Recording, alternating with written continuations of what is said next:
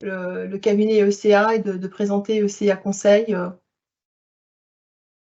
Oui, merci Laurence, donc merci à tous. ECA Conseil est un cabinet de conseil dédié aux enjeux de performance responsable et durable pour les entreprises, qui s'accompagne de prestations de formation, de conseils et d'expertise en matière de santé au travail et de RSE. Pour cela, on dispose d'un certain nombre d'agréments ou de certifications. Nous sommes notamment à même d'évaluer les entreprises dans leur politique et leur stratégie RSE grâce à une certification d'évaluateur ICA RSE ISO 26000. Nous sommes également organisme de formation Calliope. Nous avons aussi la licence de l'ABC, qui est l'association bilan carbone, pour réaliser des bilans carbone pour les entreprises qui souhaitent démontrer leur politique de réduction d'émissions de gaz à effet de serre par d'abord une mesure et ensuite un plan d'action. Attendez, on perd le visuel, là, si vous pouvez remettre le visuel, Laurence, ça m'aidera. Voilà, donc, et sur voilà, des enjeux plus liés à la santé au travail, nous intervenons notamment dans le dispositif TMS Pro de la CARSAT, nous sommes IPRP, voilà, nous formons aussi les représentants du personnel aux problématiques santé, sécurité, conditions de travail et préoccupations environnementales telles qu'ils y ont droit. Là, on parle des CSE. Voilà, donc un ensemble de missions tournées autour de la santé au travail, la RSE et très prochainement les ESG, parce que nous sommes en passe d'obtenir une certification aussi pour accompagner les entreprises dans leur reporting ESG, en lien avec la directive européenne CSRD qui va imposer aux entreprises de plus de 250 salariés à partir du 1er janvier 2025 un certain nombre d'indicateurs ESG à tracer pour démontrer qu'elles sont dans une stratégie de soutenabilité et de décarbonation. Voilà. Donc, on pourra vous adresser évidemment le visuel à partir du moment où vous nous laissez votre adresse email dans la boîte de dialogue. Donc, on avait proposé de faire aussi ce webinaire sous la forme d'un question-réponse. Donc, je vais laisser Laurence me poser la première question. Alors, pouvez-vous nous expliquer, Laurence, ce qui est précisément la RSE? C'est un sigle qu'on revoit souvent sur les réseaux sociaux et notamment. Donc voilà, qu'est-ce que cela signifie, la RSE? Qu'est-ce que la RSE? Alors déjà, on dit la RSE parce que j'entends souvent le RSE. Voilà, le RSE. Donc, c'est intéressant qu'on puisse regarder ce que chacun des mots signifie. Donc, c'est la responsabilité sociétale des entreprises. Donc, le R veut bien dire responsabilité et renvoie à une notion féminine, la responsabilité sociétale des entreprises. Le E signifiant entreprise et non pas environnement.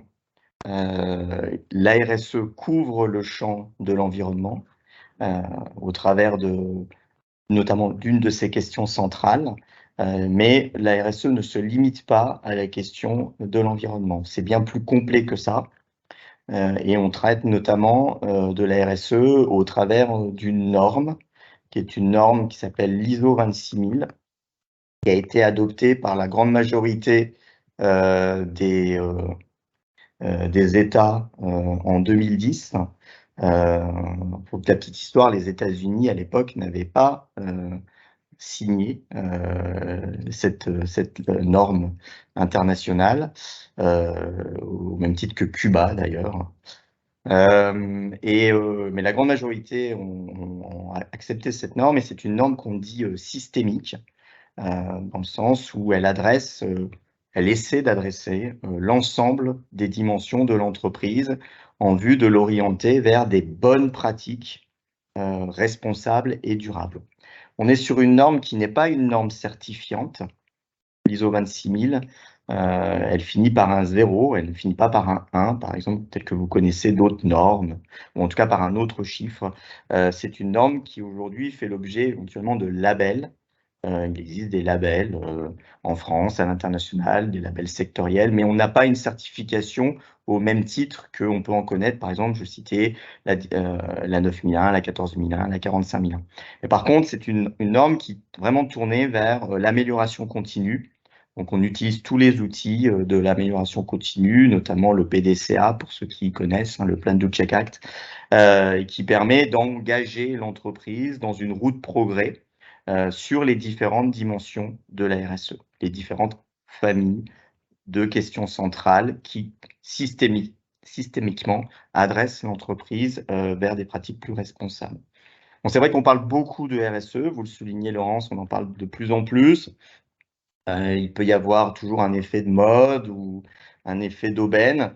On sent aussi que les entreprises, les différentes études qui sont menées aujourd'hui pour comprendre comment est perçue l'utilité et les bénéfices de la RSE, on comprend que les entreprises aujourd'hui, notamment sous l'effet des transformations, on est sur une semaine de la qualité de vie au travail qui est tournée vers les transitions, toutes les transformations qu'on peut rencontrer, qui sont des transformations sociétales, les transformations environnementales, les transformations énergétiques, eh bien, amènent les entreprises à de plus en plus se poser la question de leur responsabilité, d'une part.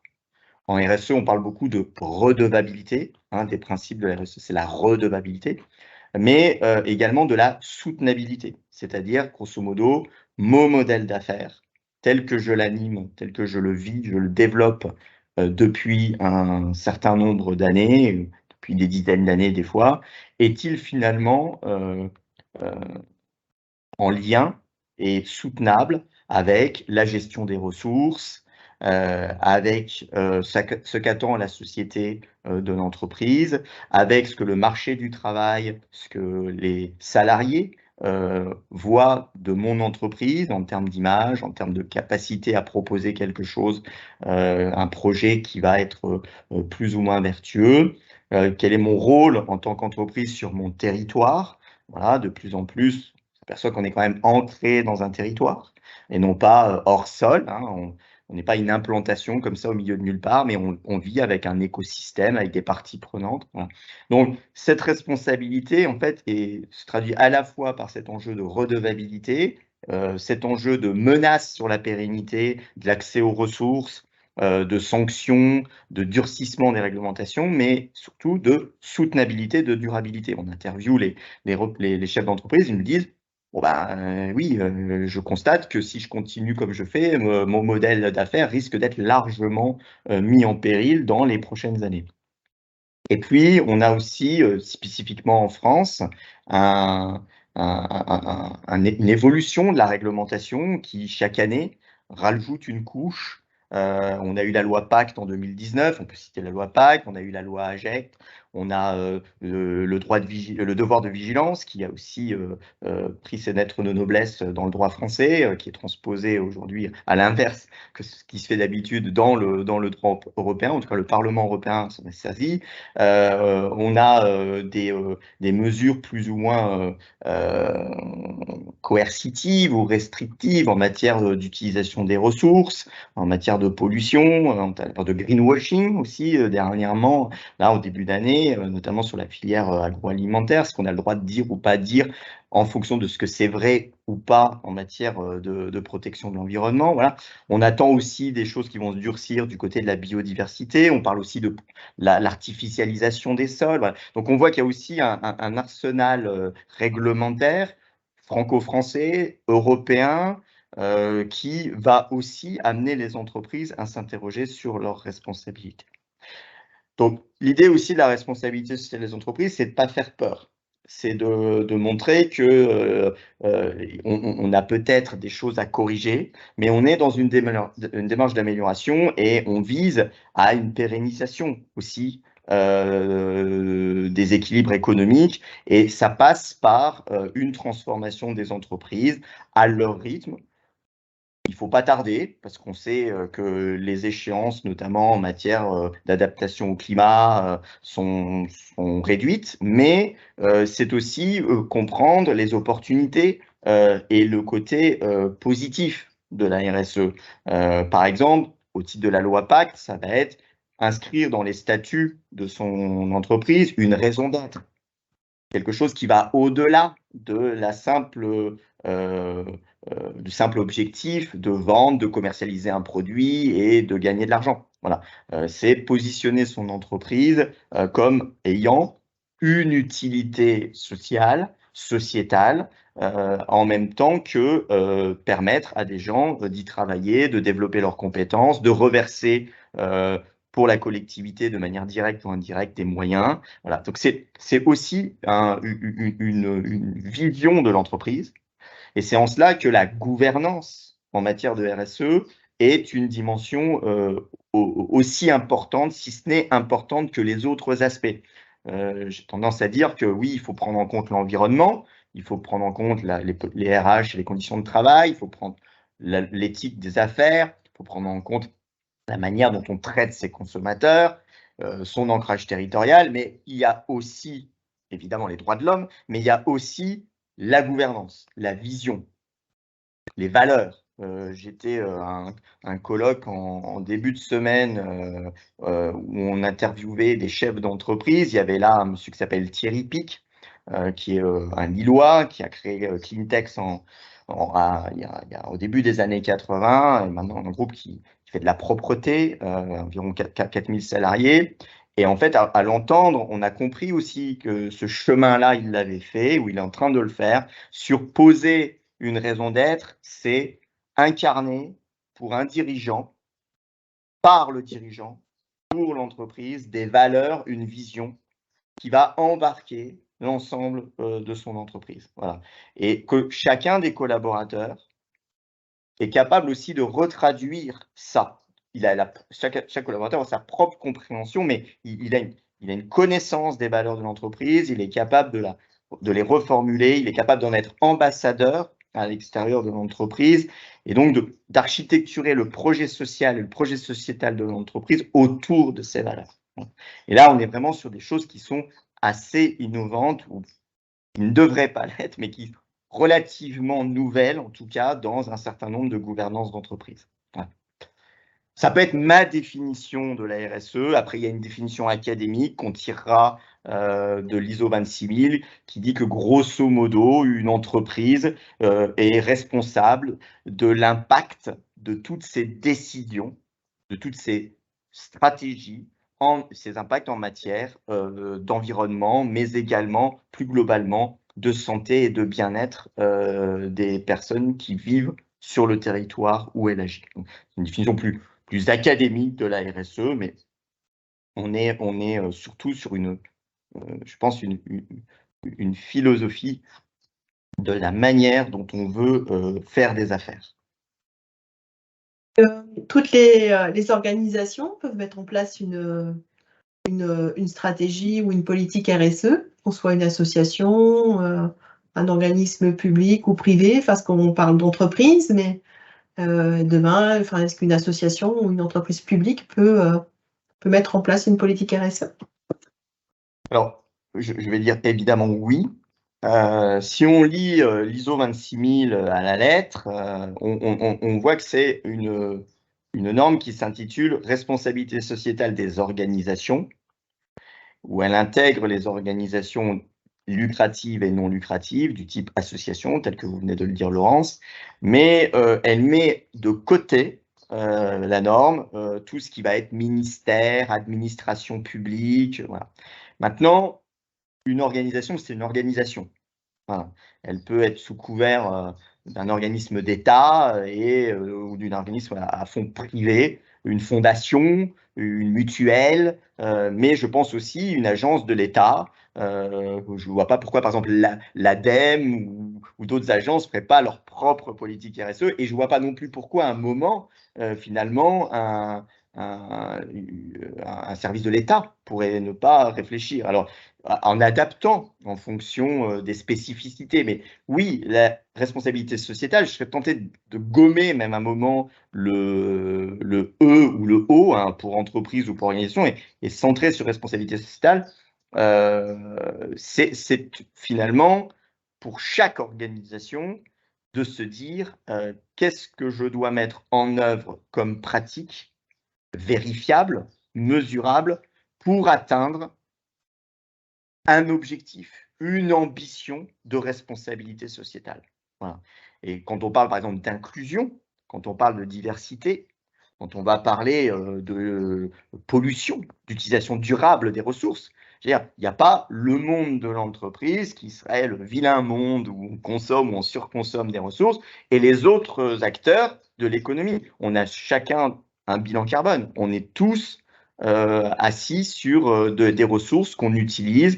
Pour faire tout ce qu'on a à faire, on utilise de l'énergie. Pour produire de l'énergie, il faut de la ressource. Et donc, on a nécessairement un moment, un regard de responsabilité à avoir. Est-ce que j'achète ou j'achète pas? Est-ce que je loue et comment? Comment j'utilise au plus près de moi? Comment je pense mes sourcings? Est-ce que je déménage ou je continue à habiter là et je rénove? Voilà, le numérique, comment j'utilise les outils numériques, à quel niveau de dotation de mes personnels ou de mes contributeurs. Voilà, par exemple, il m'est arrivé de faire la responsabilité sociétale d'une association qui se posait la question, même au niveau de ses bénévoles. Voilà, j'engage une action RSE. Voilà, je suis une action caritative sur un territoire. Je lance une action. Est-ce que mon action a finalement aussi du sens du côté de la RSE? Est-ce qu'elle va aller au bon endroit? Est-ce que l'impact va être suffisant? Et comment je le mesure? Ouais. Donc, oui, on a tout intérêt. Et bien sûr, vous allez me poser la question des moyens. Je vais dire petite ou grande entreprise. Vous m'avez dit, eh ben, non. À partir du moment où on a un objet qui développe une activité sur un territoire, a fortiori avec vocation de prestation, on va s'interroger de toute façon, quelle que soit sa taille. Voilà. Moi, il m'arrive, dans le cadre de ma mission d'évaluateur AFNOR du label engagé RSE, d'évaluer des entreprises qui font 2 ou 3 salariés comme des entreprises qui en font plusieurs centaines ou plusieurs milliers. Oui. C'est pas la chasse gardée de la grosse multinationale qui a peut-être des choses à corriger, mais ça ne veut pas dire qu'en termes d'impact, une petite entreprise du territoire n'aura pas à se poser les mêmes questions. Et puis après, il y a des effets d'entraînement, c'est-à-dire que sur un territoire, le fait que mes concurrents, mes partenaires économiques s'engagent dans des démarches RSE va progressivement essaimer sur le territoire. Et donc, je vais à la fois en profiter, mais à la fois devoir expliquer pourquoi moi, j'en fais pas. Vous voyez? Donc, il n'y a pas des secteurs, il n'y a pas des tailles d'entreprise, mais évidemment, tout le monde aujourd'hui n'est pas mature et n'a pas saisi ce que je viens de dire à la même intensité. Il faut remettre votre micro, on ne vous entend plus. Voilà. Mon micro est branché, vous m'entendez? Voilà, c'est bon, on vous entend. J'espère qu'on n'a pas perdu nos auditeurs. Je les vois pas. Non, c'est bien là, c'est bon. Ok, n'hésitez pas à poser des questions dans le module de chat si ça ne correspond pas ou s'il y a des points que vous voulez qu'on approfondisse. Et dans l'attente, j'attends la prochaine question de Laurence. Laurent, donc pourquoi la RSE est-elle essentielle à l'heure des transitions en entreprise que nous connaissons? Alors, il est vrai qu'aujourd'hui, on est sur un webinaire qu'on a intitulé RSE et transition pour faire à la fois écho à la semaine de la qualité de vie au travail qui est sur les transitions, qui sont de toute nature. Je rappelle qu'on a lancé un cycle de webinaires cette semaine. On a commencé lundi, par exemple, sur le travail sur écran et les troubles visuels qui sont associés. Hier, c'était les TMS. On a eu aussi un sur l'engagement au travail, notamment avec les enjeux de télétravail, par exemple. Donc, on voit qu'on est dans un monde de transition.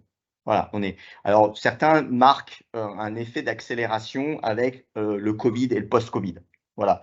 Le retour au travail, par exemple, dans certains cas, c'est fait de manière très difficile, où on a des bureaux où il y a plus grand monde, on a adapté d'autres formes d'objets, par exemple, ce qu'on est en train de faire là, du Teams, voilà, pour non seulement assurer la continuité de travail à un moment, mais finalement travailler de manière habituelle avec ces outils. Je crois que Benoît était chez lui, je crois que c'est ce qu'on a vu tout à l'heure, il était dans sa maison, voilà. Je ne sais pas si Magali est également à la maison ou au travail, et elle sera au travail à la maison, en même temps, si elle y est. Voyez, donc les transitions, c'est ça. Les transitions, c'est bien sûr le climat, bien sûr le sociétal. Je pourrais vous parler génération X, Y, Z. Hein, on parle de ces générations qui arrivent dans le monde du travail, qui s'interrogent sur pourquoi travailler, où travailler, comment travailler, selon quels horaires, avec quel objectif, est-ce que je suis en accord avec la vision de l'entreprise. Le colloque dont je parlais, où j'assistais en début de semaine avec Thierry Pic, il parlait de la confiance, notamment de la confiance. Mais d'accord, la confiance de qui vers qui? Confiance aussi bien que l'employeur octroie à ses salariés que la confiance qu'aujourd'hui les salariés octroient à leur employeur. Aujourd'hui, un employeur, un chef d'entreprise dont je suis est systématiquement challengé aussi. Alors qu'avant, c'était simple, vous disiez non, et puis c'est comme ça. Voilà, on n'avait même pas à discuter. Aujourd'hui, il faut discuter, il faut expliquer, il faut prendre en compte. Voilà. L'aspect sociétal. L'aspect sociétal est fondamental. Aujourd'hui, le monde évolue et c'est tant mieux. Il a des aspirations et la porosité entre l'entreprise, l'organisation et le monde, elle est essentielle. Les gens viennent en trottinette, les gens viennent habillés comme ils veulent et comme ils sont, sans paraphraser hein, le slogan d'une marque de fast-food. Voilà, c'est la vérité, c'est ça. La vérité, c'est qu'une entreprise, elle est ancrée dans son réel. Elle est ancrée dans son réel, elle est ancrée dans sa redevabilité parce que elle voit bien que le monde change. Hier, j'étais à un colloque sur les transitions écologiques. Monsieur, vous dire, passe sa vie dans les colloques, monsieur. Oui, mais c'est aussi ça, la prise en compte du réel, la gestion de l'eau. La gestion de l'eau, une entreprise aujourd'hui, qu'elle soit en amont ou en aval d'un bassin versant, c'est tout différent en termes d'accès à l'eau, de la qualité de l'eau. Voilà. Donc, les transitions, c'est ça. Alors, vous allez dire, oui, les entreprises, elles ont toujours vécu ça. Elles ont peut-être vécu ça, mais elles n'avaient pas forcément l'enjeu de redevabilité. Hein. Elles ont peut-être passé un certain nombre d'années ou dizaines d'années à penser que ça allait toujours fonctionner. Et puis, le rapport de la société à l'entreprise et de l'entreprise à la société n'était pas le même. Voilà. Donc, on continue à faire du business, pas toujours de manière exemplaire, mais on a le monde autour de nous, en tant qu'entreprise, et je dirais même dans nous, qui évolue. Et cette transition-là, il y a, je pense, peu d'outils aussi puissants que la RSE, dans la manière dont est constituée, encore une fois, notamment son approche systémique et d'amélioration continue. Il y a peu d'outils qui sont susceptibles d'apporter des éléments méthodologiques et des éléments de référence pour permettre à l'entreprise d'être dans cette transition. Méthodologique, on va travailler ce qu'on appelle évidemment l'analyse de matérialité. On va définir quels sont les impacts et en termes d'intérêt et de pertinence qu'on a avec son écosystème. Bâtir une analyse de matérialité fondée sur une identification de l'ensemble de ces parties prenantes intérêts externes avec lesquelles on va introduire un dialogue qui va permettre de traduire ça dans une analyse de matérialité. Cette analyse de matérialité, c'est un outil méthodologique en soi que les entreprises doivent aujourd'hui développer. Elles vont pouvoir, dans ce cas-là, développer un plan de vigilance, c'est-à-dire traduire dans une analyse risque-dépendance ce qui est dans la matrice de matérialité comme pour l'ensemble de ces niveaux de risque et de dépendance, un plan de vigilance accompagné d'actions. Et ensuite, elle va pouvoir, par différents domaines d'action, engager des mesures de RSE en associant le plus grand nombre de parties prenantes à la réflexion les mettre vraiment en œuvre, donc le plan, le do, vérifier qu'elles sont vraiment mises en œuvre et leur efficacité, le check, et s'améliorer, faire cranter la roue du progrès pour se refixer des objectifs au regard de ce qu'elle aura atteint, mais aussi par le benchmark qu'elle va faire autour d'elle, le ACT. Il y a peu d'outils aujourd'hui qui vont aussi loin de manière systémique. Et c'est intéressant d'avoir aussi l'habitude de travailler autour de normes préexistantes qui vont dans cette philosophie, mais qui vont être peut-être sur un segment. Donc le fait d'avoir effectivement une 9001, une 14001, une 45001 aide à aussi peut-être avoir un moment une ISO 26000 qui va faire la synthèse de tous ces éléments-là. Donc oui, on est en période de transition. Les entreprises sont bougées. Ça va bouger encore fort. Ça peut devenir des opportunités, ça doit devenir des opportunités. Pour que ça devienne des opportunités, il faut mettre l'entreprise vers cette philosophie de transformation. Peut-être qu'on a une réaction ou pas, non, je ne sais pas. Vous avez le droit de réagir, de contester, pas de problème. Pas de questions dans le chat pour le moment. On peut poursuivre le questionnement si vous voulez bien. Donc, on peut dire en fait que la RSE apporte des bénéfices. Quels sont les bénéfices de la RSE? Ou est-ce que c'est plutôt une contrainte? Enfin, moi, je pense. Qu'est-ce que vous en pensez, Laurent? Alors, vous avez déjà compris dans mon propos qu'évidemment, ça doit pouvoir améliorer les choses. Okay. Alors, la difficulté va être de pouvoir les mesurer et puis surtout, je pense, d'avoir identifié dans sa démarche d'impact là où agir. Parce que comme tout, on peut mettre des moyens, on peut mettre des investissements à un endroit, mais si on n'a pas fait la bonne analyse d'impact, on risque de mettre les moyens pas au bon endroit. Mais évidemment, il y a, j'en suis convaincu, des bénéfices. Je pense que pour réfléchir à la question des bénéfices, il faut aussi avoir un regard critique sur ce qui ne va pas aujourd'hui dans son entreprise. Si vous regardez aujourd'hui le fonctionnement de votre entreprise, selon le prisme auquel vous le regardez, vous allez avoir probablement des éléments d'amélioration possibles. Et en fait, la question, c'est de savoir si les difficultés que vous rencontrez ou la non-performance que vous constatez est simplement le fait du hasard, ou si c'est peut-être parce que vous avez mis en place un modèle d'entreprise selon ces différentes composantes à l'origine de ces complications. Ça peut être des coûts directs, des coûts indirects. Pour citer plusieurs. La question de l'absentéisme, par exemple. Quel regard on peut avoir sur l'absentéisme dans son entreprise? Voilà. En coût direct ou en coût indirect. Les accidents du travail qu'on peut avoir dans son entreprise. Les questions de type risques psychosociaux. Si par exemple j'expose mes salariés au burn-out, au bore-out, au burn-out. La manière dont je sais que je vais émettre des externalités négatives. Par exemple, je vais nuire à mon voisinage sous la forme de pollution directe ou indirecte. Enfin, aujourd'hui, il est quasiment impossible d'avoir un modèle d'affaires qui peut se dire zéro carbone. Donc, quand vous screenez, j'en passe, c'est des meilleurs, par exemple les droits de l'homme, est-ce qu'aujourd'hui, on peut s'assurer et être assuré qu'on est toujours à respecter dans notre chaîne de valeur, qu'elle soit nationale ou internationale, l'ensemble des règles internationales liées au travail des enfants. La question de la corruption, de la loyauté des pratiques. Donc, si vous regardez l'ensemble des dimensions systémiques qui composent votre entreprise, il est possible que vous soyez une entreprise exemplaire et que vous avez déjà résolu tous ces sujets-là. Et c'est très bien, il faut continuer. Il est possible aussi que vous constatiez des atteintes à la performance. L'idée qui va être en jeu, c'est d'ouvrir le prisme. Voilà.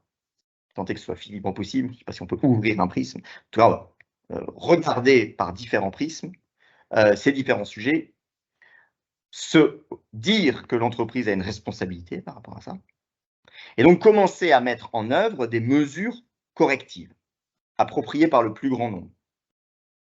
Ça peut être des procédures, des chartes, des contrôles, des labels, des mises en conformité, de la formation, de la mobilisation du personnel, de l'écoute. Enfin, il n'y a pas de limite aux modalités. Et à partir de là, transformer ces difficultés en bénéfices. Par exemple, en engagement de votre personnel, en mobilisation de vos personnels sur l'objectif, les valeurs, en les faisant des ambassadeurs de votre entreprise, en étant capable de produire en réduisant son empreinte carbone. Et pour le moment, on n'a même pas entendu parler de déchets. Parce qu'on parle beaucoup de déchets, c'est très important. On est passé au-delà. Le déchet, c'est l'aval. De plus en plus à réfléchir en économie circulaire, en économie de la conception, c'est-à-dire je n'achète plus ou différemment, ou je vais voir comment je peux, dans le meilleur des cas, éco-concevoir ou vraiment utiliser avec un minimum de ressources possibles. Donc, et là, les bénéfices, pour répondre à votre question, Laurence, ils sont à la fois dans l'élimination de coûts cachés et à la fois dans de la réduction de coûts directs. Alors, bien sûr, vous allez me dire, il faut investir, il faut que la technologie soit présente. À certains aspects, on n'est plus armé industriellement en France pour répondre à ces questions. Mais il y a aujourd'hui aussi des opportunités à créer ces alternatives. Voilà. Et là, on va aller vers du bénéfice. D'autant plus que, par ailleurs, un renchérissement du coût de la ressource s'opère en termes de disponibilité de la ressource, parce qu'on sait qu'on a des matières qui sont en voie d'extinction. On sait qu'on ne pourra plus continuer à travailler dans certaines circonstances parce qu'on manquera d'eau. Je pense notamment à l'agro, hein, mais aussi en termes de chaleur. Je veux dire, il devient de plus en plus insupportable de travailler dans certaines conditions quand il fait beaucoup trop chaud. Hein, alors qu'on n'aura pas forcément les moyens ou à court terme, ou je ne sais pas, d'alternatives pour rafraîchir, je ne sais pas. Vous voyez, donc, on a des enjeux fondamentaux. Donc, on voit bien que les coûts sont pas loin pour les entreprises. Voilà. Sans parler voilà, du coût même de l'énergie, de la pénalisation de certaines formes de transport, pénalisation pas au sens judiciaire, mais pénalisation économique, hein, voire sociétale de certaines formes de transport. Donc, c'est systémique, ça dépasse forcément, les réponses ne sont pas forcément simplement à l'intérieur des entreprises. Il y a un mariage à voir aussi, ou un maillage à voir avec son territoire, les centres de recherche, les universités, pour voir aussi ce qu'on peut faire. Toujours au colloque auquel j'ai assisté hier, il y avait un monsieur d'une soixantaine d'années, un professeur à l'université, qui était spécialisé en écologie industrielle. C'est un monsieur qui fait 30 ans d'écologie industrielle. Il est aux États-Unis. Voilà. Il y a 30 ans, il expliquait, personne ne lui parlait. On le croisait dans les couloirs, personne ne voulait de lui. Voilà. L'écologie était teintée de réactionnaire, contre le modèle productif, industriel, ça n'allait pas. Aujourd'hui, les gens se précipitent dans sa chair. Quand je dis les gens, je parlais aussi bien d'autres chercheurs qui travaillent avec lui que des entreprises, se précipitent dans sa chair. Ils sont en attente de solutions. Ils veulent des solutions tout de suite. Ils vont passer directement à la recherche fondamentale, à la recherche appliquée, parce que tout de suite, ils veulent des solutions à grande échelle, parce que les entreprises commencent à être acculées sur des sujets fondamentaux liés à l'écologie industrielle. Donc on voit bien qu'il y a une partie des réponses qui sont dans les entreprises, une partie qui sont sur leur territoire, dans leur écosystème. C'est là où ça va être intéressant. Alors comment on veut retravailler avec des organismes de formation, comment on va se mettre en relation avec des personnes de ce secteur d'activité ou pas, pour essayer d'aborder ces pratiques-là de manière collective et intelligente. Voilà.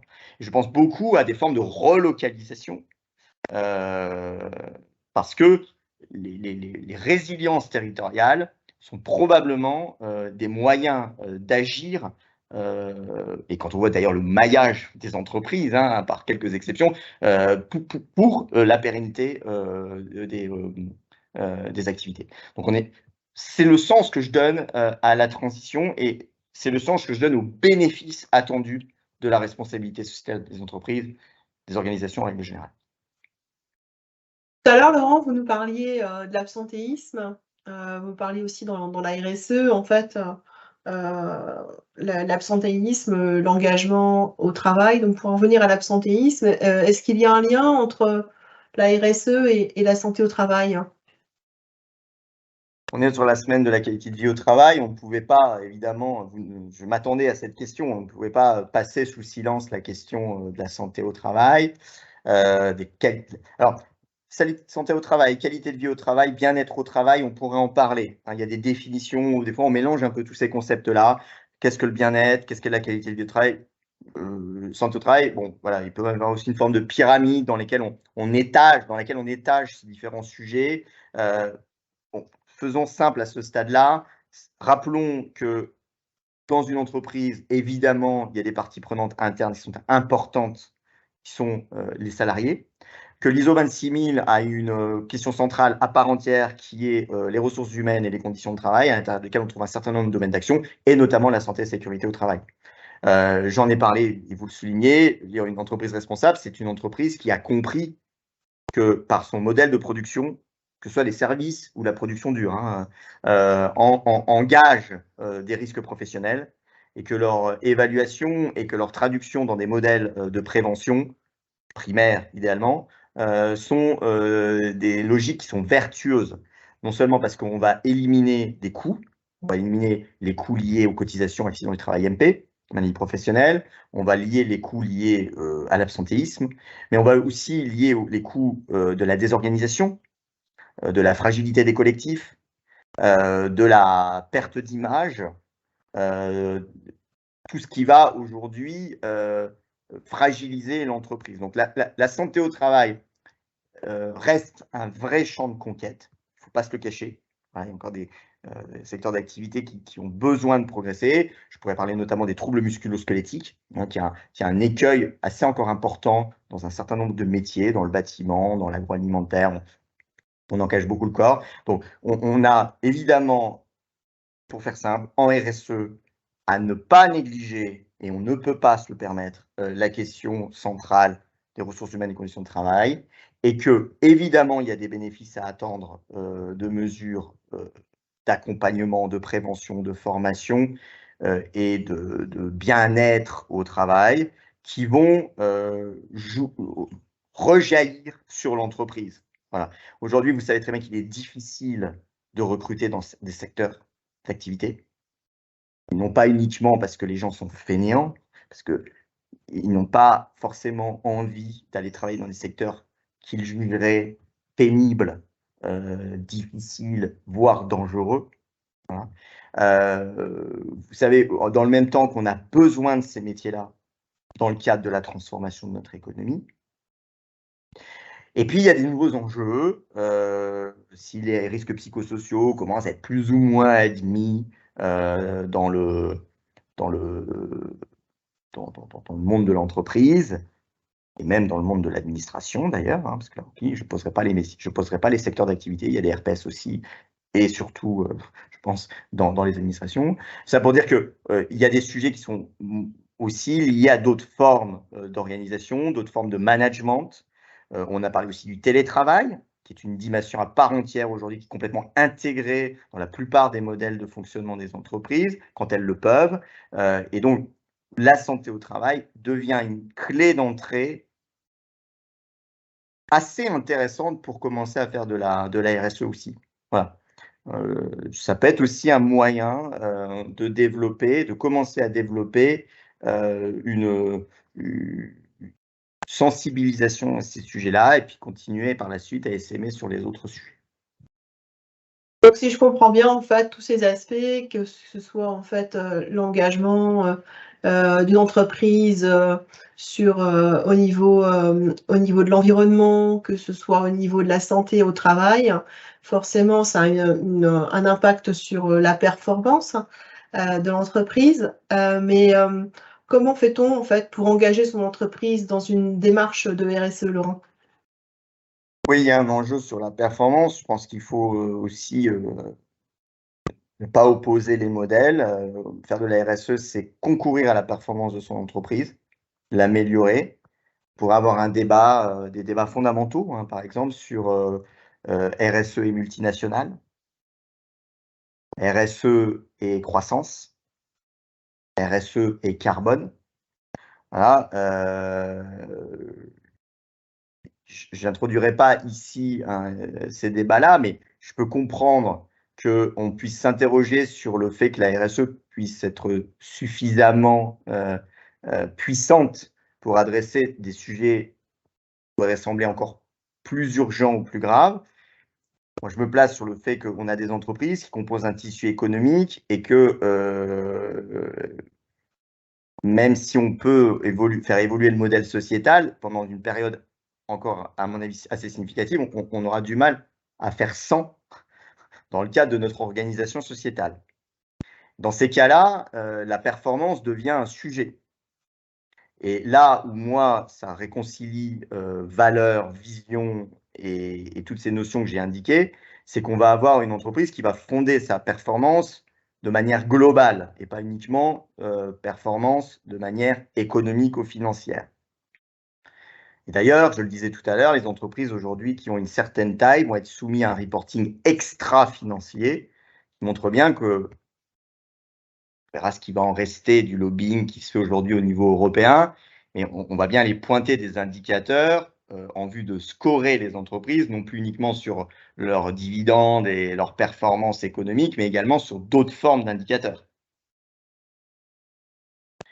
qui seront des indicateurs liés à l'environnement, au sociétal et à la gouvernance. Donc, dans ces cas-là, la performance, on la vise différemment.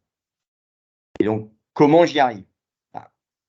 Je l'ai dit tout à l'heure, peut-être en avance de phase par rapport à votre question, mais mettre la RSE dans son entreprise, c'est d'abord et avant tout disposer d'une gouvernance d'entreprise, dirigeants, un conseil d'administration qui ont commencé à faire leur transition, qui sont capables d'écrire des valeurs, une vision sur le long terme, qui intègre des critères sociaux, environnementaux et de gouvernance vertueux dans leur projet même stratégique et sur lesquels ils vont s'engager. Et pour vérifier leur engagement, ils vont être à livre ouvert et ils vont accepter de pouvoir démontrer que non seulement ce pour quoi ils sont engagés, ça a été fait, mais que ça a un impact positif par rapport à ce qu'ils souhaitaient faire. Et c'est de là aussi on peut éliminer ceux qui font du greenwashing ou du social washing, de ceux qui vont vraiment aller vers des pratiques démontrables. À ce titre-là, je pense que, comme dans tout système de normes, je l'ai dit tout à l'heure, l'ISO 26000 n'est pas certifiable, mais je pense qu'aller vers une forme de démonstration sous un label quel qu'il soit, c'est à mon avis un élément qui va quand même garantir, il faut bien choisir son label, mais garantir une véracité, une objectivité de ce qu'on annonce. Voilà. Donc, et puis, c'est un projet d'entreprise, donc les modalités, c'est géré par les uns et c'est pas fait par les autres. Voilà, c'est un projet qui doit être globalisant. On parle de prise en compte des parties prenantes, et là, on va parler aussi bien des parties prenantes internes que des parties prenantes externes. Il va être très difficile d'envisager une RSE si, à un moment, la gouvernance n'est pas capable de la disséminer dans son organisation et même au-delà. Et je dirais même que ce qui fonctionne, ce sont des systèmes de RSE qui sont autoportés.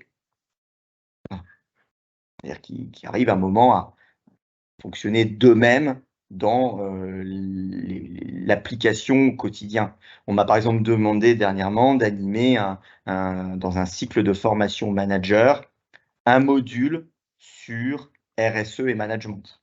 Comment on descend voilà, jusqu'à la ligne managériale de proximité et on outille les managers à ce travail-là. Et après, il y a des outils aussi d'évangélisation du plus grand nombre. On peut parler de la fresque de la RSE, qui est un outil qu'on peut aussi utiliser. Vous connaissez fresque du climat, du numérique. Il existe une fresque de la RSE, qui est un outil de Serious Game, qui permet aussi, quand on veut commencer vraiment à faire parler de ce sujet-là en entreprise, de mobiliser des collectifs et de les former, sensibiliser au travers d'un atelier qui commence à ouvrir les voies et qui répond à ce que vous m'avez posé comme question, grosso modo. Hein. C'est quoi la RSE? Comment ça fonctionne? Quels en sont ses bénéfices, quoi. Voilà. Très bien.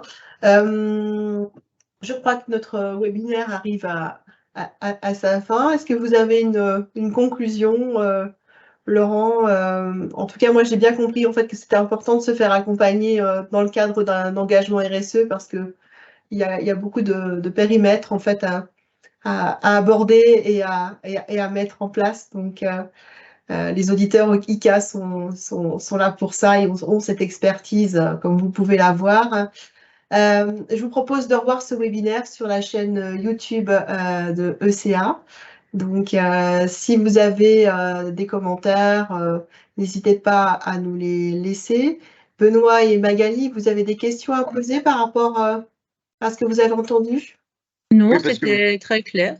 oui, Pardon. parce que j'aimerais bien vous entendre aussi, parce qu'en fait, on me demande une conclusion, mais peut-être aussi intéressant de donner le mot de la fin, ou en tout cas des réactions à la salle. En fait, pour moi personnellement, ce que vous avez dit à la fin est très juste. Une stratégie RSE ne peut être portée et mise en place que si on a un projet global, projet d'entreprise et stratégique qui est porté par la gouvernance. Et dès le départ, si on n'arrive pas à éduquer entre guillemets, et à embarquer déjà, notre gouvernance, on aura énormément de mal à déployer en interne. Donc pour moi, effectivement, c'est la base d'avoir cette vision, ces valeurs, qui on est, où on veut aller, pour pouvoir alimenter cette stratégie RSE. C'est très très juste. Et en même temps, là, si vous m'accordez encore un instant, vous pointez le fait, Magali, de la temporalité. Parce qu'en fait, il y a des entreprises qui se créent et des entreprises qui existent déjà. Et c'est pour toutes les entreprises. Et donc, quand on part de zéro, on peut se dire, voilà, au moins d'emblée, on met les principes. Et on peut même imaginer aujourd'hui des projets économiques qui ne vont pas se faire parce qu'ils ne trouvent pas de solution. Solution vertueuse, je veux dire, en matière, excusez-moi, je finis la phrase, solution vertueuse en matière de RSE. Par exemple, là, j'ai quelqu'un que je connais très très bien qui développe un vélo français. Eh bien, c'est compliqué de se dire aujourd'hui, je vais créer une société où je veux être RSE compatible. Et est-ce que je coche toutes les cases d'emblée d'un référentiel vertueux? Et ça va être difficile. Et bon, lui, il a fait le choix, il le sait, de ne pas être exemplaire dès le début sur des aspects du sourcing, mais de se donner les moyens d'y arriver. Mais on pourrait avoir des projets qu'on ne veut pas faire. On dit, moi, je ne le ferai pas. Parce que j'ai fait mon analyse RSE initiale. Et en fait, ce qui est plus fort que moi en termes d'engagement, ce n'est pas de faire un projet pour créer de la valeur, c'est que mon projet, il soit RSE. Et comme je n'arrive pas à trouver les solutions, je ne le lance pas. Et puis après, vous avez l'entreprise qui existe, qui a fait pendant longtemps d'une certaine manière, et on ne le juge pas, et qui doit embrayer éventuellement, mais moi j'enlèverai le éventuellement, mais vers autre chose. Et là, c'est d'autres formes de petits combats à mener. Vous dites très justement la gouvernance, mais prenons le cas aussi où la gouvernance est acquise à la cause. Et elle va mettre le gros coup de braquet. Comment ça se décline dans les 250, 20 salariés qui travaillent pour vous, qui, eux, n'auront pas forcément la même temporalité, les mêmes moyens pour accéder à ça. Je prends par exemple la question de la mobilité. Votre entreprise décide à un moment de rompre avec certaines formes de mobilité. Oui, mais au quotidien, comment ça se passe pour mes collaborateurs? pour qu'ils puissent continuer à venir à travailler. Ouais. Donc, ce que vous dites est tout à fait juste, la gouvernance, et j'ajouterais la question de la temporalité. Parce Oui. que ça devient de la complexité. Merci. Ok, mais sinon tout le reste c'est très clair. Donc merci beaucoup. Merci beaucoup. Benoît, je ne sais pas si vous aviez des réactions. J'espère que le silence vaut d'or. Sinon, je m'inquiète. Si j'ai dit des bêtises ou des choses qui vous ont surprise, c'est bon pour vous, c'est super. Merci Benoît. Merci à tous et vous savez où nous trouver. Eh bien merci et puis bonne journée, bon appétit. Ouais. C'est important. Merci beaucoup. Au revoir. Merci, Laure. Au revoir. Au revoir. Au revoir, Magali. Au revoir. Peut-être de passer une belle journée et si le sujet de la RSE vous passionne, vous pouvez venir sur la page ECA et retrouver donc Laurent pour la causerie mensuelle Messine chaque dernier vendredi du mois. Donc les informations sont sur la page LinkedIn, donc n'hésitez pas à nous y rejoindre et à vous y inscrire. À très bientôt, je vous souhaite de passer une belle journée. Ok.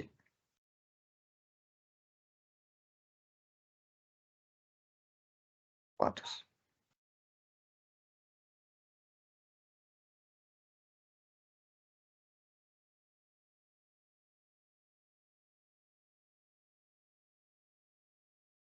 Vous avez pu couper l'enregistrement?